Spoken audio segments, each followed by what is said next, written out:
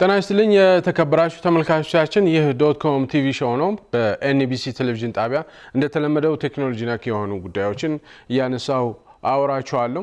በዛሬው ፕሮግራማችን ሰሞኑን ከጠፈር የተመለሱ ሁለት አይደሉም በእርግጥ አራት አስትሮናቶች ወይም ጠፈርተኞች ከ9 ወራት ቆይታ በኋላ ወደ መሬት በሰላም ተመልሰዋል። ከዚህ ጋር በተያያዘ ከዚህ በፊት እነዚህኑ አስትሮናቶች ወይም ጠፈርተኞችን በተመለከተ ለምን ስትራንድድ እንደሆኑ እዛ ጠፈር ጣቢያ ላይ ለ8 ቀናት ሄደው ለምንድነው 9 ወራት ያህል የቆዩት ወይም ደግሞ ከዛም በላይ ለምንድነው የሚቆዩት የሚለውን ከዚህ በፊት ፕሮግራም ሰርቼላችሁ ነበር። አሁን መመለሳቸውን ምክንያት በማድረግ የተለያዩ ጉዳዮችን አነሳላችኋለሁ። አንደኛም በእነዚህ ጠፈርተኞች ወደ መሬት በሚመለሱበት ጊዜ ከፍተኛ የሆነ የጤና እክል ይደርስባቸዋል። ይሄ የጤና እክል ምን አይነት የጤና እክል ነው የሚደርስባቸው የሚለውን አነሳላችኋለሁ። እንደዚሁም ደግሞ ጠፈር ላይ ለምንድነው የሚካሄደው? ወደ ጠፈር የሚካሄደው ለምንድነው? ጠፈር ላይ እነዚህ አስትሮናውቶች ወይም ጠፈርተኞች 9 ወራት የቆዩበት ምክንያት ምንድነው የሚለውን አነሳላችኋለሁ። ያው የቴክኒክ ችግር ነው 9 ወር እንዲቆዩ ያደረገው። ነገር ግን አስትሮናውቶች ጠፈርተኞች ችግር ባይገጥም ለምንድነው ወደ ጠፈር የሚሄዱት? ኦኬ ጠፈር ላይ ሄደው የሚቆዩበት ምክንያት ምንድነው የሚሰሩት እዛ በጠፈር ቆይታቸው የሚለውን አነሳላችኋለሁ። ሌሎችም ነገሮች እንደዚሁ እንቃኛለን ማለት ነው። መመለሳቸው ምክንያት በማድረግ እነዚህን ጉዳዮች ያነሳው ወደ እናንተ አደርሳለሁ። አብራችሁን እንድትቆዩ በአክብሮት ጋብዛለሁ። ተመልሰን እንገናኛለን።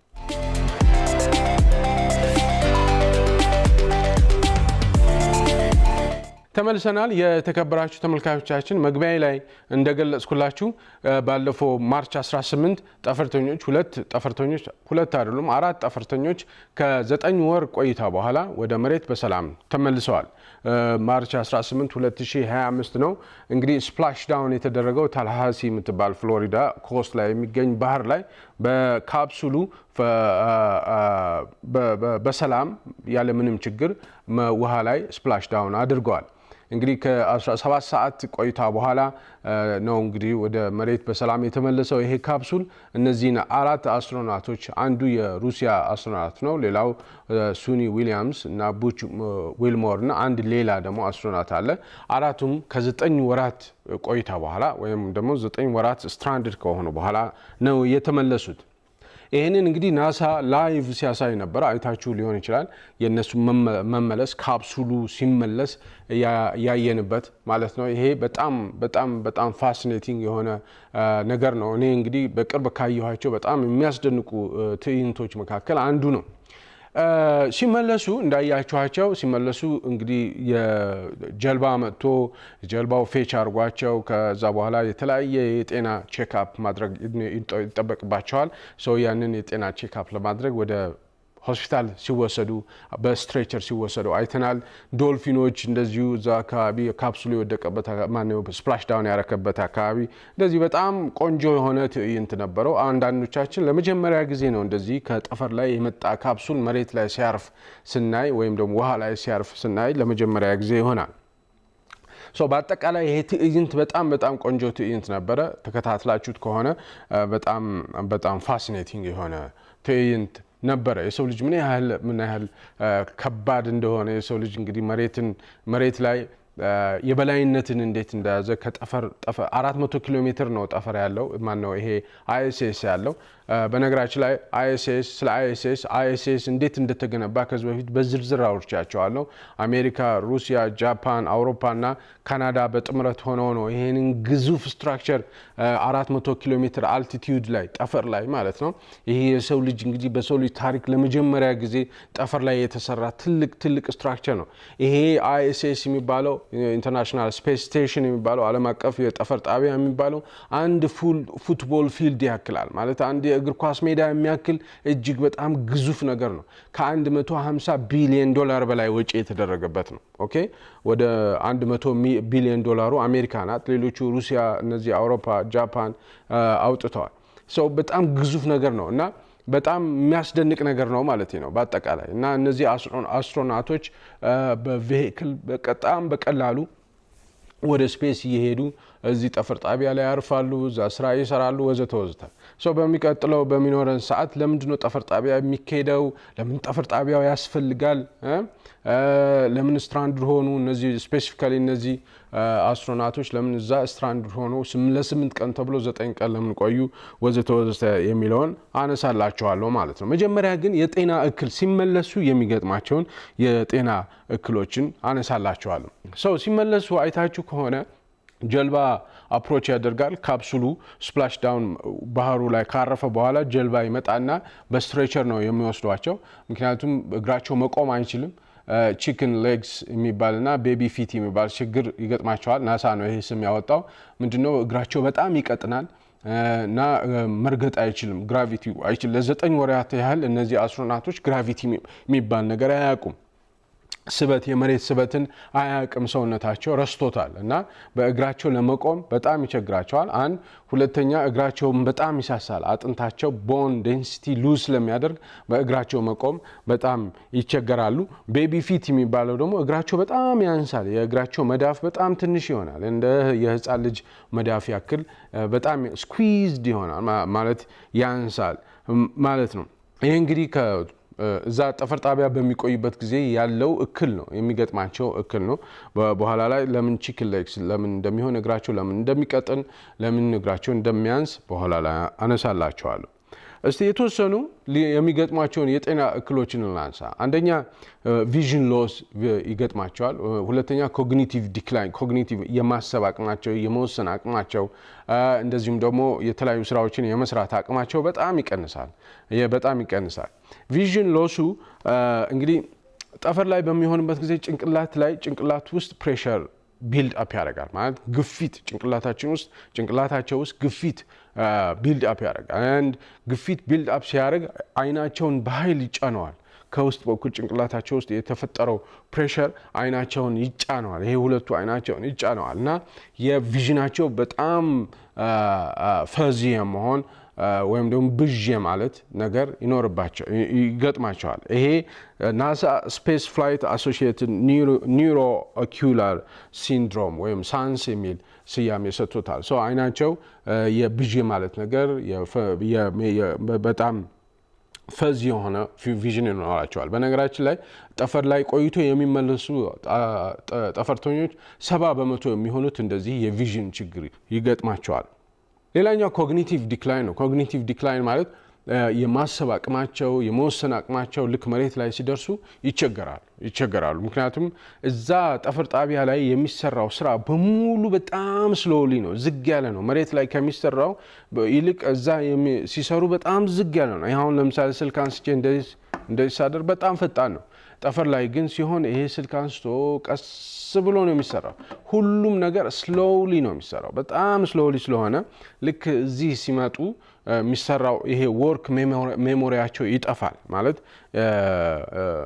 እንዴት እንደሚሰራ ፍጥነቱ ወዘተ ይሄ እንደዚህ ማድረግ ምግብ ሲሰራ እንደዚህ ያ ነገር ይጠፋባቸዋል። እንደዚሁም ደግሞ የቲንኪንግ አቅማቸውም አነስተኛ ይሆናል። ቶሎ ዲሲሽን ሜክ ማድረግም አይችሉም። በአንድ ጊዜ ይሄ ሙሉ ለሙሉ ፐርማነንት የሆነ ችግር አይደለም። ጠፈርተኞቹ ሲመለሱ ከተመለሱ በኋላ ትሪት ይደረጋሉ። በጣም ሪገረስ የሆነ የጤና ቼክአፕ ይደረግላቸዋል። ያንን ቼክአፕ ካለፉ በኋላ ተመልሰው ይመጣላቸዋል። ነገር ግን የሚገጥማቸው የጤና እክል ነው። ሌላው መስል አትሮፒ ይባላል።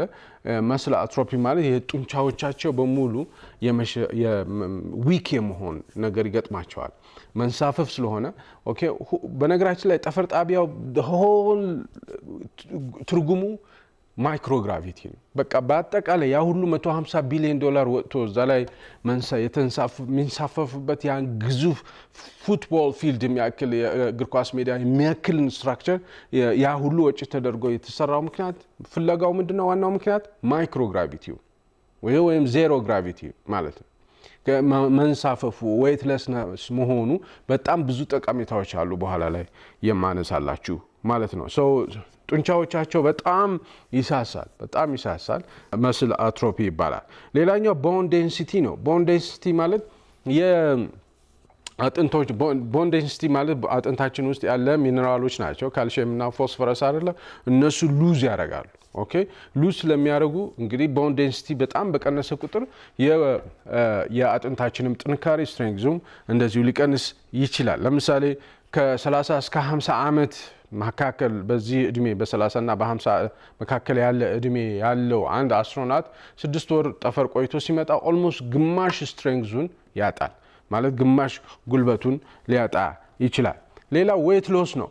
በጣም ክብደታቸው ይቀንሳል። አይታችሁ ከሆነ ሱኒ ዊሊያምስ በጣም ክብደቷ ቀንሷል። ጸጉሯ በጣም ሸብቷል። በጣም ፍሬል ሆናለች። በጣም ዊክ ሆናለች። አይታችሁ ከሆነ እንግዲህ በፊት የተነሳችሁ ፎቶና አሁን ስትመለስ ብታዩ በጣም ቀንሷል። እንደውም ሱኒ ዊሊያምስ ለዚህ ፕሮጀክት በጣም ቅርብ የሆነ ሰው ሲናገር ዌት በጣም ክብደቷ እየቀነሰ በጣም ተቸግረው ነበር። እዚህ መሬት ላይ ያሉት ሴንትራል እንትን ውስጥ ማዕከላዊ እንትን ውስጥ የሚሰሩት ሰዎች ናሳ ውስጥ የሚሰሩ ሰዎች የሷ ሁኔታ በጣም አሳስቧቸው ነበረ። ምክንያቱም በጣም ወይቷ እየቀነሰ ነበረ። በኋላ ላይ ነግራቸዋለሁ። በጣም ቴስት የለም እዛ ቴስት የሚባል ነገር የለም። የማሽተት አቅማቸው በጣም ደካማ ነው። ስለዚህ ከፍተኛ የሆነ የምግብ ፍላጎታቸው አፕታይታቸው በጣም ሉዝ ያደርጋሉ። በዚህ ምክንያት ወይት በጣም ይቀንሳሉ ማለት ነው። ሽታ ማሽተት አይችሉም። ቴስት ማድረግ አይችሉም። እንደገና ደግሞ ምግባቸው ዲሃይድሬትድ ነው። በጣም ደረቅ ነገሮች ናቸው። በሌላ ውሃ ሃይድሬት እያረጠቡ ነው የሚባሉት። ካሎሪ አለው። በቀን ውስጥ 2500 ካሎሪ ያህል ማግኘት አለባቸው። ያን ካሎሪ ያገኛሉ። ግን እንደኛ እንደዚህ ጣፍጧቸው ምናምን አይደለም የሚበሉት። ስለዚህ ዌይት በጣም ሉዝ ያደርጋሉ ማለት ነው። ሌላኛው የሚገጥማቸው ችግሮች ፍሉድ ሺፍት የሚባል ነገር አለ። ፍሉድ ሺፍት ማለት እንግዲህ ሰውነታችን 70% የሚሆነው ውሃ አይደለ? ጠፈር ላይ በሚኮንበት ጊዜ ልክ ተዘቅዝቆ እንደተሰቀለ አይነት ሰው ነው የሚሰማቸው። ተዘቅዝቆ መሰቀል ማለት አፕሳይድ ዳውን ተዘቅዝቆ ሲሰቀል አንድ ሰው ምንድነው ይሄ 70% የሚሆነው የሰውነቱ ሊኩዊዱ ውሃው ሺፍት ያደርጋል። ፍሉዱ ወደ ላይኛው ሰውነት ይመጣል። ኦኬ እዛ ስለሚንሳፈፉ ዌትለስነስ ስላለ ወደ ላይኛው ክፍላቸው ሰውነት ውሃ ይሻገራል፣ ይሄዳል። የሰውነት ሊኩዊዱ ማለት ከ5 ከ6 ሊትር የሚሆነው ፍሉድ ወደ ላይኛው ይወጣል። ለዚህ ነው ይሄ ጭንቅላታቸው ስዌል ያደረገ የሚመስል ፊታቸው ስዌል ያደረገ የሚመስለው ፓፊ ፌስ ሲንድሮም ይባላል። ለዛም ነው ቅድም ያልኳችሁ የቤቢ ፊት የሚባለው ወይም ደግሞ ቺክን ሌግስ የሚባለው ነገር የሚያጋጥማቸው። ምክንያቱም ሲዘቀዘቅ ሰው ልጅ እንደዚህ ፍሉዱ ወደ ታች የሚሄድ ባህሪ ይኖረዋል። ስፔስም ላይ እንደዛ አይነት ባህሪ አለው። እንዳልኳችሁ ፊታቸው እና ጭንቅላታቸው ስዌል ያደረገ ይመስላል። በዚህ ምክንያት እግራቸው በጣም እንዲቀጥን ያደርጋል። እግራቸው በጣም ትንሽ እንዲሆን ቤቢ ፊት እንዲሆን ያደርጋል። ይሄ ቺክን ሌግስ እና ቤቢ ፊት የሚባለውን ችግር ይገጥማቸዋል ማለት ነው። ናሳ ይሄንን ፐፊ ፌስ ሲንድሮም ይለዋል። ሌላኛው ራዲዬሽን ዳሜጅ አለው። በጣም ከፍተኛ የሆነ ፀሐይ ያስተናግዳሉ። በነገራችን ላይ ISS ኢንተርናሽናል ስፔስ ስቴሽኑ በጣም ይበራል። ኦኬ ኦርቢት ያደርጋል ማለት ነው። መሬትን ይሽከረከራል ማለት 28000 ኪሎ ሜትር በሰዓት ይበራል። በጣም ይበራል። መብረሩ ነው እንትኑን ማይክሮግራቪቲ የሚያመጣው። ኦኬ ቴክኒካሊ ማለት ነው። በሚበርበት ጊዜ መሬትን 16 ጊዜ ያህል ይዞራል በ24 ሰዓት ውስጥ። በ90 ደቂቃ ውስጥ በ1 ሰዓት ተኩል ጊዜ ውስጥ አንድ ይዞራታል መሬትን ማለት ነው። ምንድነው ይሄ በፍጥነት በሚበርበት ጊዜ እና መሬትን 16 ጊዜ በሚዞርበት ጊዜ ግማሽ ጊዜ ፀሐይ ይሆናል፣ ግማሽ ጊዜ ጨለማ ይሆናል ማለት ነው። ፀሐይ በሚሆንበት ጊዜ 150 ዲግሪ ሴልሺየስ ነው የሚደርሰው። በጣም ከፍተኛ ራዲዬሽን አለ ማለት ነው። እንደዚሁም ደግሞ በሚጨልምበት ጊዜ ማይነስ 150 ዲግሪ ሴልሺየስ ይደርሳል። እጅግ በጣም ይቀዘቅዛል ማለት ነው። ነገር ግን እነዚህ ኤክስትሪም የሆኑ ዌዘር ወይም ደግሞ የፀሐይና ቅዝቃዜ ማኔጅ ማድረግ የሚችል የላይፍ ሰፖርት ሲስተም አለው ጠፈር ጣቢያው። ይሄንን ማኔጅ ማድረግ ይችላል። ይሄን ያህል ሙቀቱን መቋቋም ይችላል። ያን ያህል ቅዝቃዜውንም እንደዚሁ መቋቋም ይችላል። ዞሮ ግን ራዲዬሽን ይኖራል ማለት ነው። በእርግጥ እነሱ ራሳቸው የሚለብሱት ሱት አለ አይደለ? ስፔስ ሱት የሚባለው እሱም ይሄንን ሰፖርት ሲስተም አለው። እንደዚህ አይነት ፀሐይ፣ እንዲህ አይነት ቅዝቃዜ መቋቋም ይችላል።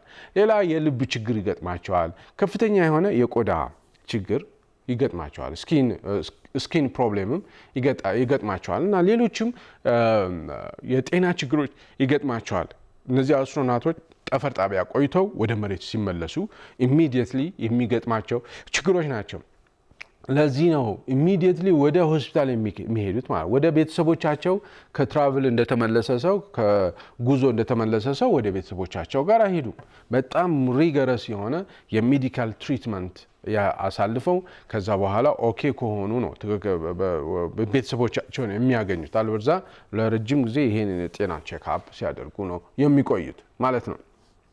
ኦኬ የጤና እክሉ በዚሁ ይቀጥላል፣ ፐርማነንት ይሆናል ማለት አይደለም። ትሪት ይደረጋሉ። አብዛኞቹ ትሪት ይደረጋሉ።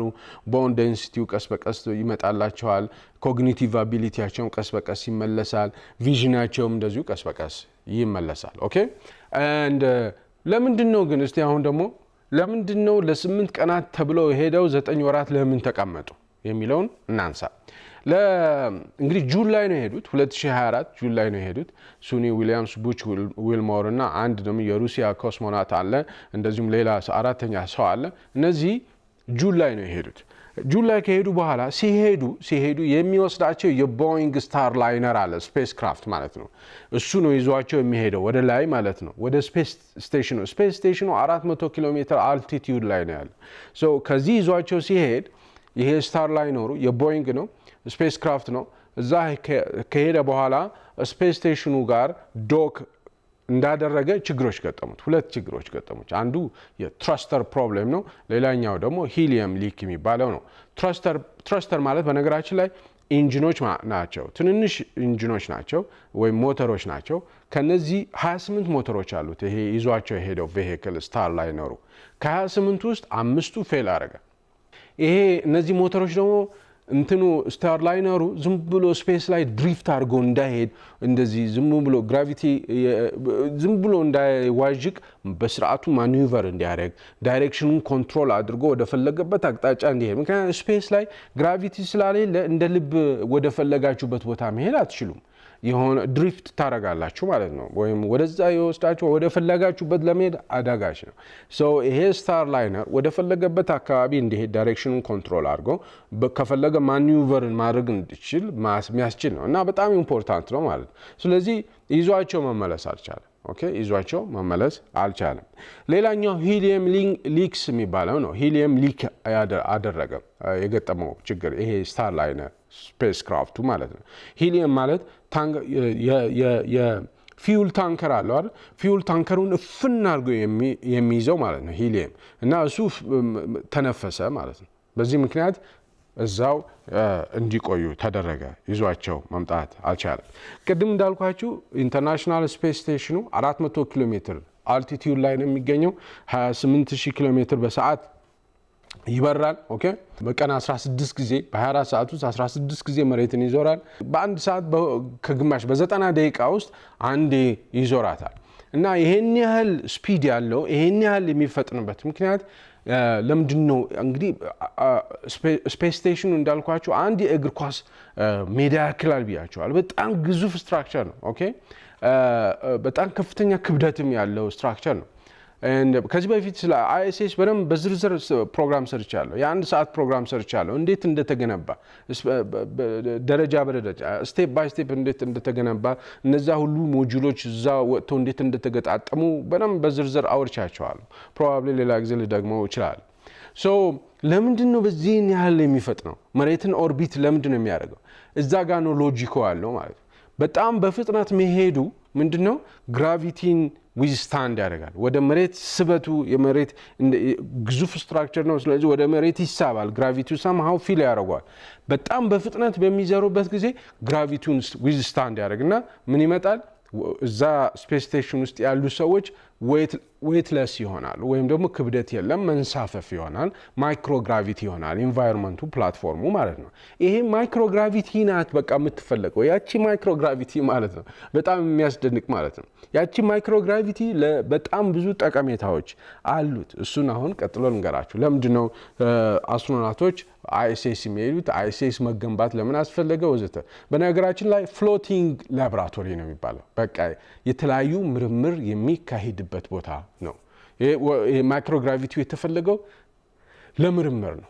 ኦኬ ግራቪቲ ላይ የሚሰሩ ግራቪቲ መሬት ላይ ጥናት ሲደረግ የተለያዩ ከጤና ጋር በተያያዘ የሚሰሩት ጥናቶች እና ማይክሮግራቪቲ ላይ ወይም ስፔስ ላይ የሚደረገው ጥናት በጣም የተለያየ ነው። ማይክሮግራቪቲ ላይ ዜሮ ግራቪቲ ላይ የሚደረገው ጥናት በጣም አዋጭና ውጤታማ ስለሆነ ነው።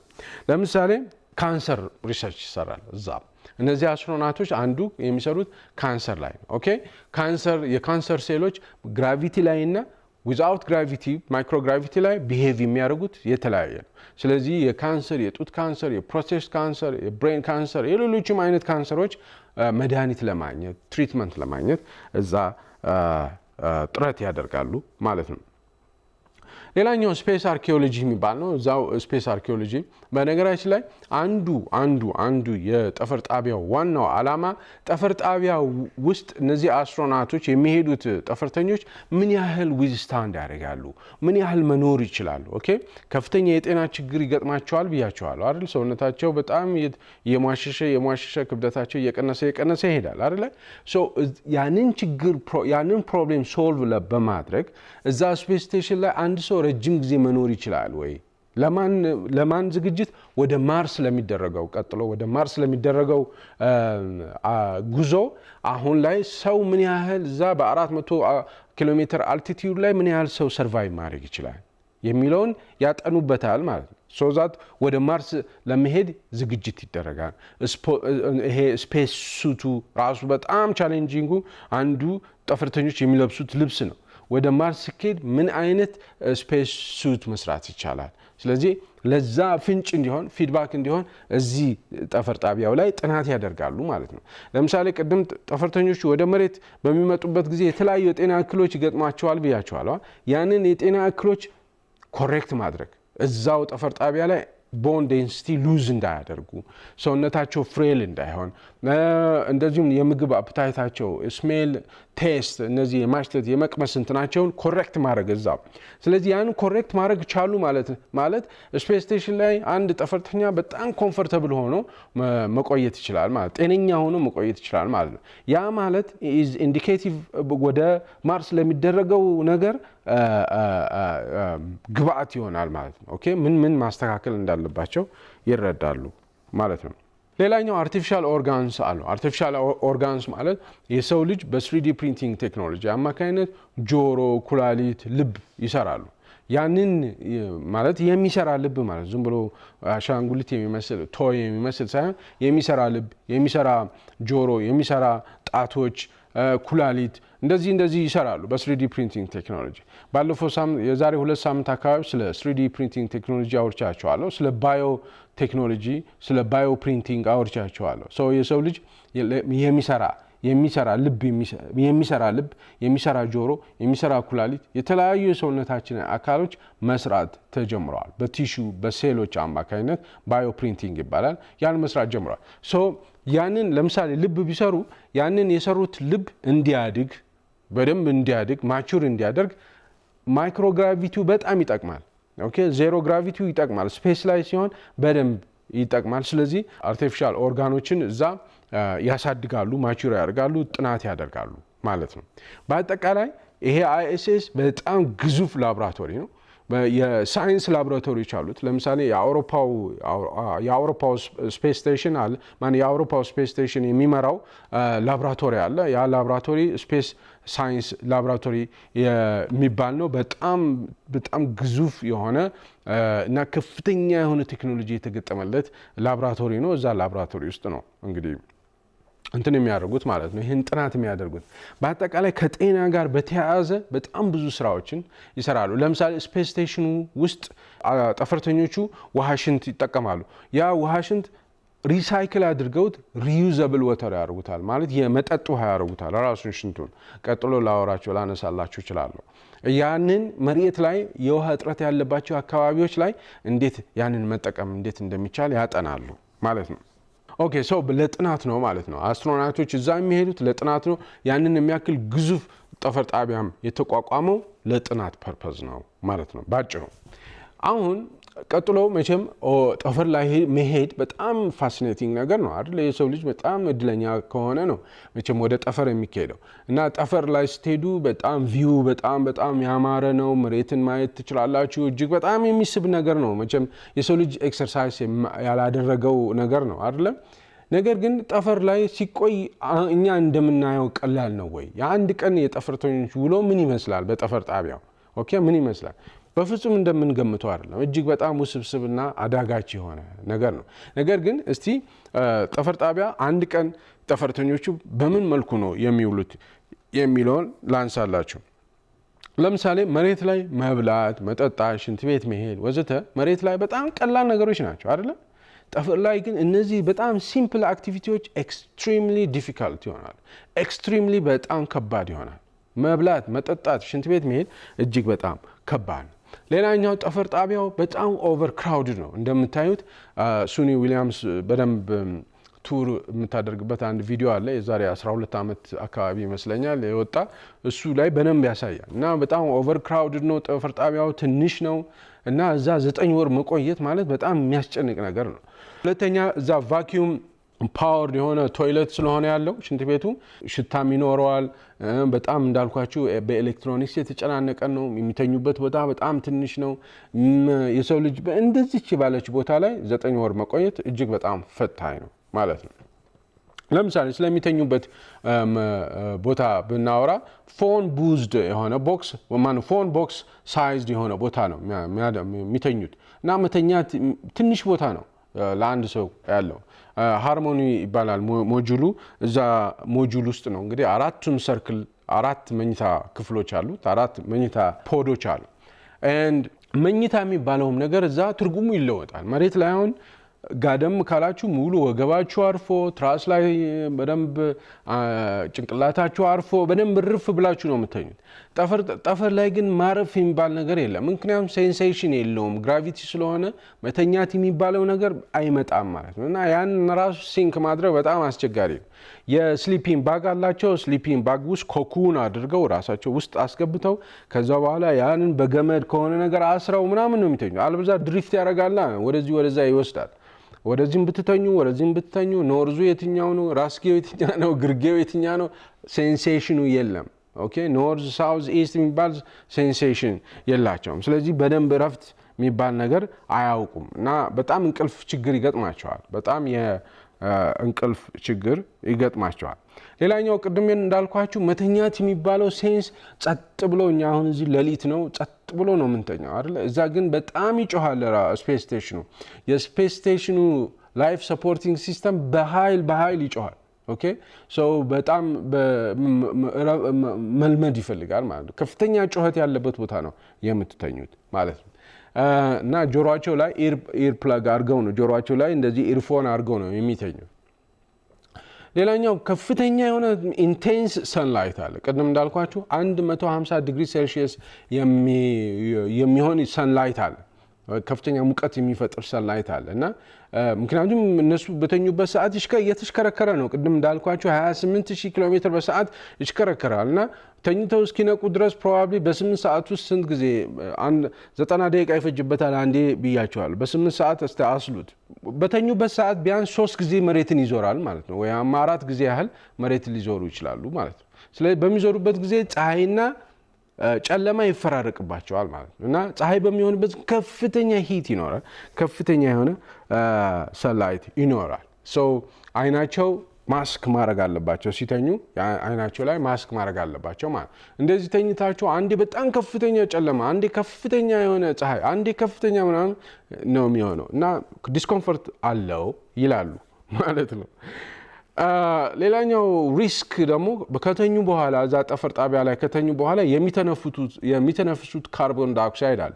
ያ ካርቦን ዳይኦክሳይድ አሁን እኔ ካርቦን ዳይኦክሳይድ እየተነፈስኩ ነው ግን አይታይም።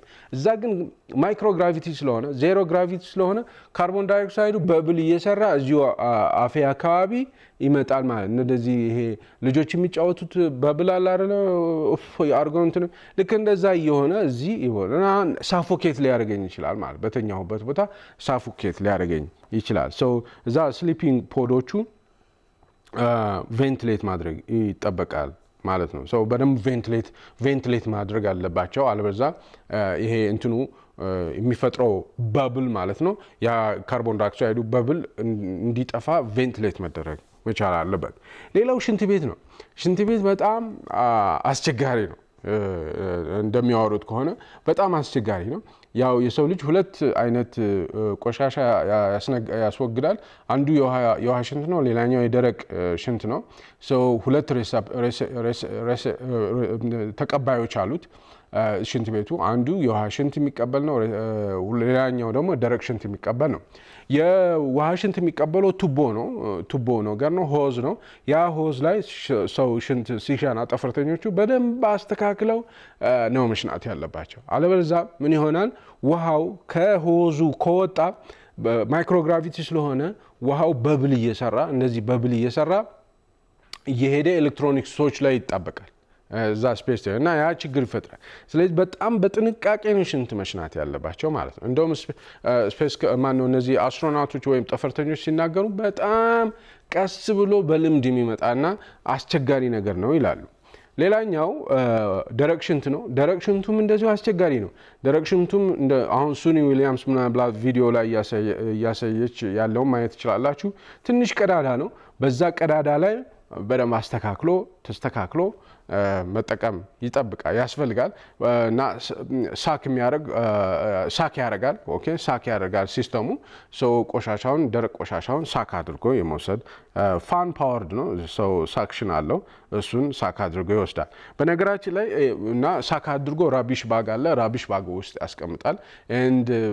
አንዳንድ ጊዜ ይሄ ደረቅ ሽንቱ በራቢሽ ባጉ ተይዞ ወደ መሬት ይመጣል ለጥናት ማለት ነው። አንዳንድ ጊዜ ግን እዛው አትሞስፌር ላይ በርን ያደርጉታል። ነገር ግን ሽንት ግን ሙሉ ለሙሉ የውሃ ሽንት ማለት ነው። የውሃ ሽንት ግን የጠፈር ጣቢያው ላይፍ ሰፖርቲንግ ሲስተም አለው። ያ ላይፍ ሰፖርቲንግ ሲስተሙ ሪሳይክል አድርጎት ሪዩዘብል ውሃ ይሆናል፣ ለመጠጥ የሚሆን ውሃ ይሆናል ማለት ነው።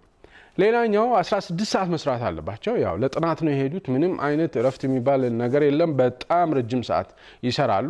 በእርግጥ ሲሰሩ እያንዳንዱ ነገር በጣም ስሎውሊ ነው የሚሰሩት። ከአንዷ ቦታ ወደ አንዷ ቦታ ለመሄድ በጣም ስሎውሊ ነው። የሆነች ወረቀት ለማውጣት የሆነ ምናምን በጣም ስሎው ነው። ግን 16 አወርስ በቀን መስራት ይጠበቅባቸዋል። ምግብ ዲሃይድሬትድ የሆነ ምግብ ነው። በእርግጥ 2500 ካሎሪ በቀን ያገኛሉ። ግን ምግቡ ይሄን ያለ መብላት ምቹ የሆነ አፕታይት ያለው ምናምን አይደለም። ዲሃይድሬትድ የሆነ ድርቅ ያለ ምግብ ነው። በሌላ ውሃ ሃይድሬት እያደረጉ ነው የሚበሉት። ስለዚህ የምግብ እንትናቸውን በጣም አነስተኛ ነው የሚሆነው። የምግብ ፍላጎታቸው በጣም አነስተኛ ነው የሚሄደው። እንደዚህ ተሻምቶ ምናምን የሚበላ ነገር የለም እዛ። ሌላኛው በቀን 2 ሰዓት መስራት አለባቸው። የሰውነት እንቅስቃሴ ማድረግ አለባቸው። ቢያንስ በቀን 2 ሰዓት የሰውነት እንቅስቃሴ ማድረግ ይጠበቅባቸዋል። ምክንያቱም ቅድም እንዳልኳቸው ከፍተኛ ነው ቦን ዴንሲቲ ሉዝ ያደርጋሉ። ማለት ካልሲየሙ ፎስፈረሱ ከአጥንታቸው ሉዝ ስለሚያደርጉ እና አጥንታቸው ፍሬል ዊክ የመሆን ነገር ስላለው በጣም ኮንቲኒየስሊ ይሰራሉ። ለዛ ለጠፈር ጣቢያ የሚሆን አይነት የተለያዩ የሰውነት እንቅስቃሴ የሚያከናውኑበት የተለያዩ መሳሪያዎች አሉ። ብስክሌት መንዳት ሊሆን ይችላል፣ ሩጫም ሊሆን ይችላል። የተለያየ ስፖርታዊ እንቅስቃሴዎች የሚያደርጉበት ፋሲሊቲዎች አሉት። ለጠፈር ጣቢያው እንዲስማማ ተደርጎ የተሰሩ ማለት ነው። በዚህ አይነት መልኩ ነው ጠፈር ጣቢያ አንድ ቀን የሚውሉት ማለት ነው። ስለዚህ 9 ወር መቆየት ማለት ወደ 286 ቀናት ነው የቆዩት። በጣም ታፍ ነው ማለት ነው። በጣም ታፍ ነው። ከቤተሰቡም ርቀው ወዘተ ነው። በእርግጥ እዚህ ምድር ላይ ከፍተኛ የሆነ ትሬኒንግ ይሰጣቸዋል። በጣም ሪገረስ የሆነ እና በጣም ውጥር አድርጎ መያዝ የሚችል ትሬኒንግ ይሰጣቸዋል። ያንን ኢንቫይሮንመንት ወዲያውኑ ሄደው ኮፓፕ ማድረግ የሚያስችል ትሬኒንግ ኦልሬዲ እዚህ ይሰጣቸዋል። በነገራችን ላይ እነዚህ ጠፈርተኞች በሚወድቁበት ጊዜ ድንገት ሲወድቁ ካፕሱሉ ድንገት ወድቆ አማዞን ጫካ ውስጥ ቢወድቅ ወይም ደግሞ ውቅያኖስ ውስጥ ቢወድቅ ወይም ደግሞ ድርቅ ያለ ደዘርት ውስጥ ሊወድቅ ይችላል። በተወሰነ አሁን በቀደም እንዳያችሁት በተፈለገው መልኩ መጥቶ ወርዶ እዛ ታላሃሲ ኮስት ላይ የምትገኝ ባህር ላይ ወድቋል። የተፈለገው ምናልባት አማዞን ጫካ ላይ ቢወድቅስ ወይም ደግሞ በጣም እንዳልኳችሁ በጣም ድርቅ ያለ ደዘርት በረሃ ውስጥ ቢወድቅስ ወይም ደግሞ ውሃ በውቅያኖስ ውስጥ ቢሰምጥስ በዚህ ጊዜ እነዚህ ጠፈርተኞች እነዚህን ያልኳችሁን ኢንቫይሮንመንት ኮፕ አፕ ማድረግ የሚችሉ ናቸው። በረሃ ቢወድቅ እነዚህ በረሃ ላይ እንዴት ሰርቫይቭ ማድረግ እንዳለባቸው ያውቃሉ። ጫካ ላይ አማዞን ጫካ ላይ ቢወድቁ እነዚህ ጠፈርተኞች እንዴት ሰርቫይቭ ማድረግ እንደሚችሉ ያውቃሉ። ውቅያኖስም ውስጥ ቢገቡ በጣም ጥልቀት ውስጥ ያለው ውቅያኖስ ቢገቡም እንዴት ሰርቫይቭ ማድረግ እንዳለባቸው ትሬኒንግ የተሰጣቸው ናቸው ማለት እና እነዚህ አስትሮናቶች ቀላል ሰዎች አይደሉም ማለት ነው። በጣም ብዙ አይነት ትሬኒንግ ያላቸው ሁሉንም ትሬኒንጎች የያዙ ከሕክምና ጋር በተያያዘ ከኢንጂነሪንግ ጋር በተያያዘ ከቴክኒክ ጋር በተያያዘ ከራስን ከመጠበቅ ጋር በተያያዘ የተለያዩ አይነት ትሬኒንጎች የወሰዱ ናቸው ማለት ነው። እነዚህ ጠፈርተኞች ትልልቅ ባለሙያዎች ናቸው። በጣም አንጋፋ ትልልቅ ባለሙያዎች ናቸው። ምናልባት የሙያ ሁሉ ቁንጮም ሊሆኑ ይችላሉ ብዬ አስባለሁ። ኦኬ መጨረሻ ላይ መቼም አንድ ሀሳብ መምጣቱ አይቀርም። ይሄ ሁሉ ስናወራ እንደዚህ ይሄ ሁሉ ነገር ሆኖ ምን ያህል ነው የሚከፈላቸው የሚለው መቼም ኪዩሪየስ ልንሆን እንችላለን። ደሞዛቸው ምን ያህል ነው ብለን ልናስብ እንችላለን። በጣም የሚያሳዝነው እና ምናልባት በጣም የሚደንቀው የፌዴራል ሰራተኞች ናቸው፣ ሲቪል ሰርቫንቶች ናቸው።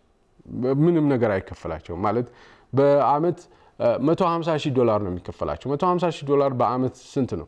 10,000 11,000 12,000 ዶላር ነው በወር የሚከፈላቸው። በጣም ትንሽ ነው የሚከፈላቸው። እንደውም ዶናልድ ትራምፕ ፕሬዚዳንታቸው ይሄ ነገር በጣም ገርሟቸዋል እና እነዚህን አስትሮናቶች 9 ወር ለዛውም ለ8 ቀን ሄደው ኤክስቴንድድ 278 ቀን ተጨማሪ ተቀምጠዋልና በጣም የሚገርማችሁ በቀን $3 ነው ኦቨርታይም የሚከፈላቸው። በቀን $3 በጣም የሚገርም ነው። እና ይሄ ነገር አሁን ዶናልድ ትራምፕ እኔ አላቅም ነበረ እነዚህን አስትሮናቶች ካሁን በኋላ እኔ ለቆዩበት ለኦቨርታይሙ ለ8 ቀን ሄደው 286 ቀን ቆዩ 278 ቀን ተጨማሪ ተቀምጠዋል። ለ278 ቀን ከራሲ ከኪሴ ኮምፐንሴት አደርጋቸዋለሁ ብለዋል ፕሬዚዳንት ትራምፕ ማለት ነው። ክፍያቸው በጣም አነስተኛ ክፍያ ነው የሚከፈላቸው ማለት ነው። በአሁን $3 እንኳን ብታዩ ለ278 ቀን በ$3 አይ ቲንክ $1,380 ነው ኦቨርታይም ያገኙት ማለት ነው። በጣም ትንሽ ነው። ነገር ግን ሲቪል ሰርቫንቶች ናቸው፣ ሀገራቸውን ነው የሚያገለግሉት ማለት። ሌሎች የተለያዩ ጥቅሞች ሊኖራቸው ይችላል። መሬት ላይ ቤት ወዘተ ሕክምና እንደዚህ ብዙም ላይ ቸገሩ ይችላሉ። ከዛ ውጭ ግን ፌዴራል ሲቪል ሰርቫንቶች ናቸው፣ የፌዴራል ሰራተኞች ናቸው። ይህን ይመስላል የተከበራችሁ ተመልካቾቻችን። ሆፕ ጥሩ ቆይታ ያለን ይመስለኛል እና በአጠቃላይ ከጠፈር ጋር በተያያዘ ከነዚህ ጠፈርተኞች ጋር በተያያዘም በደንብ ነገሮች ክሊር የሚሆንልን ይመስለኛል በዚህ ፕሮግራም። ይህን ይመስላል። በሚቀጥለው ፕሮግራም ሌላ የቴክኖሎጂ ጉዳይ ይዤላችሁ እመጣለሁ። እስከዛው ድረስ መልካም ሳምንት።